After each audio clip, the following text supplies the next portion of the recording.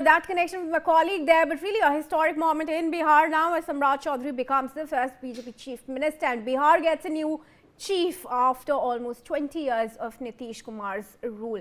And now moving ahead to take a look at the latest updates coming in from Noida. The Uttar Pradesh government has announced an interim hike in minimum wages for unskilled, semi-skilled and skilled workers after workers organized massive protests in the phase 2 of Noida in Gautam Budh Nagar district, which turned violent.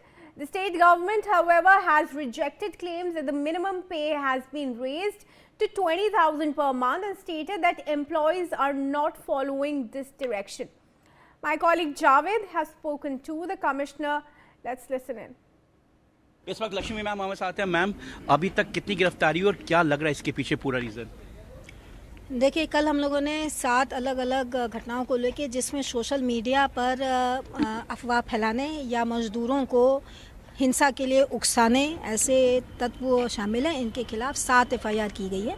300 से अधिक लोगों को arrest किया गया है और जो उकसाने वाले हैं उसमें भी कुछ लोगों को आइडेंटिफाई करके अरेस्ट किया गया है। मैम, आज जो भी हमारे वनरेबल थाने थे उनमें 36 सेक्टर्स में डिवाइड करके सिविल पुलिस का कंटिजेंट, PSC का कंटिजेंट, RAF का कंटिजेंट और साथ में गेस्टेड ऑफिसर्स को लगा के सुबह 5 बजे से फ्लैग मार्च कराया जा रहा है।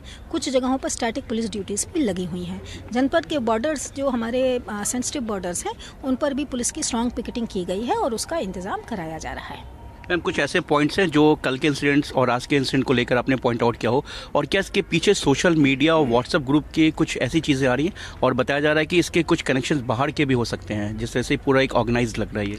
देखिए, जो प्रोटेस्ट, लेबर अनरेस्ट सैटरडे और संडे की शाम तक पीसफुल चल रहा था और जिसमें उनमें 5 मांगों में से 4 को स्वीकार करते हुए प्रशासन द्वारा उसको तुरंत लागू भी कराया जा रहा था। वो प्रोटेस्ट अचानक से वायलेंट हुआ।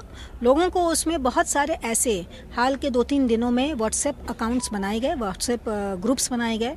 कुछ सोशल मीडिया, अब तक हमने ऐसे लगभग 50 सोशल मीडिया अकाउंट्स प्लेटफॉर्म्स पर और हैंडल्स पर आइडेंटिफाई किया है, जिनके माध्यम से या तो गलत फॉल्स फैक्ट्स देते हुए नैरेटिव बनाया गया या फिर उनको सीधे सीधे मजदूरों को उकसाने, सड़कों पर पथराव करने, फैक्ट्रियों में आगजनी करने और पुलिस को देख के हिंसा का प्रयोग करने के लिए उकसाया गया।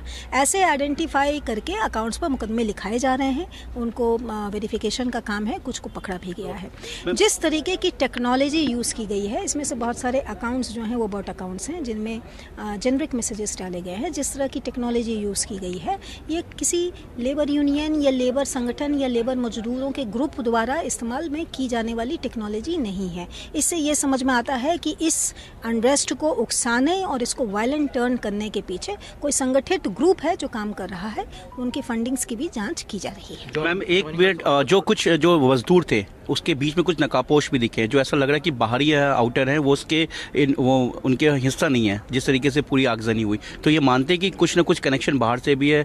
ये भी बताया जा रहा है कि बिहार, झारखंड, तेलंगाना, इस तरह के स्टेट्स के भी कुछ कनेक्शन हो सकते। देखिए, हमने अब तक जो आइडेंटिफाई किए हैं, हमारे श्रमिकों की भीड़ के बीच में कुछ ऐसे तत्व हमने आइडेंटिफाई किए हैं जिनकी प्रेजेंस न केवल इस प्रदेश में बल्कि प्रदेश के बाहर पिछले कुछ वर्षों में ऐसे सभी प्रोटेस्टों में पाई गई है। ऐसे 2 संगठन आइडेंटिफाई भी किए गए हैं और इनकी हर जगह प्रोटेस्ट में संलिप्तता और उकसाने की जो नीयत है उसको देख के समझ में आता है कि इनके यहाँ भी इस अनरेस्ट को जन्म देने और इसको हिंसक बनाने की दिशा में उकसाने का काम किया गया है। मजदूरों के यूनियन से बात हो रही है, जो लोग यहाँ के प्रॉपर यूनियंस हैं उनसे इस तरह की कंडीशंस पे?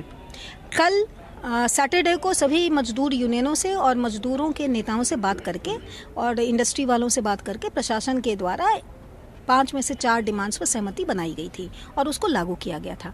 कल उत्तर प्रदेश सरकार द्वारा एक हाई पावर की कमेटी यहाँ पर भेजी गई, जिन्होंने सभी स्टेक होल्डर्स के संग बहुत मैराथन बैठकें की और उसके बाद कुछ रिकमेंडेशंस उन्होंने दी हैं। आज उन्होंने प्रेस कॉन्फ्रेंस करके बाकायदा इन रिकमेंडेशंस को जारी भी कर दिया गया है। सरकार द्वारा अंतरिम रूप से कुछ पे हाइक किया गया है और साथ ही साथ सभी इस कंडीशंस को देखते हुए आने वाले दिनों में कैसे की वेतन वृद्धि की जा सकती है, एक वेज बोर्ड के गठन का भी निर्णय लिया है। सभी श्रमिक भाइयों से मेरी अपील है कि सरकार की इस पहल को देखते हुए उत्तर प्रदेश सरकार श्रमिकों की समस्या को समझती है और उनकी समस्याओं के समाधान के लिए प्रतिबद्ध है। तो ऐसी सरकार की पहल को देखते हुए इसको स्वीकारें और शांतिपूर्वक अपने काम पर लौटें। अब तक कितनी गिरफ्तारी हो चुकी है? कल 7 मुकदमों में 300 से ऊपर लोगों की गिरफ्तारी की गई है। ये थे हमारे साथ गौतम बुद्ध कमिश्नर लक्ष्मी सिंह जो बता रहे हैं कि अब तक 300 लोगों की गिरफ्तारी हो चुकी है, 7 FIR हो चुके हैं और इसके पीछे कहीं ना कहीं कुछ ऐसे 2 ऑर्गेनाइजेशन को भी आइडेंटिफाई किया गया है जो इस पूरे प्रदर्शन के पीछे है। और साथ ही उन्होंने बताया कि सोशल मीडिया और तमाम सोशल मीडिया प्लेटफॉर्म पर पूरी तरह से नज़र रखी जा रही है और इस वक्त लक्ष्मी सिंह यहाँ से अपने LNO यानी कि joint CP law and order के साथ और दूसरे अधिकारियों के साथ मीटिंग करके इस वक्त पहुँचे। उन्होंने बताया कि पूरी तरीके से हालात इस वक्त सामान्य है और कई टुकड़ियां जो PAC की और नोएडा पुलिस के जो ऑफिसर्स हैं इसको पूरी तरह से मॉनिटरिंग कर रहे हैं और ये माना जा रहा है कि इसके पीछे कहीं ना कहीं कुछ ऐसे लोग पहले से शामिल थे जो इस पूरे प्रदर्शन को कोई और उग्र रूप देना चाह रहे थे। अपने सहयोगी कैमरामैन दीपक शाह के साथ मैं जावेद हुसैन, इंडिया न्यूज़, गौतम बुद्ध नगर।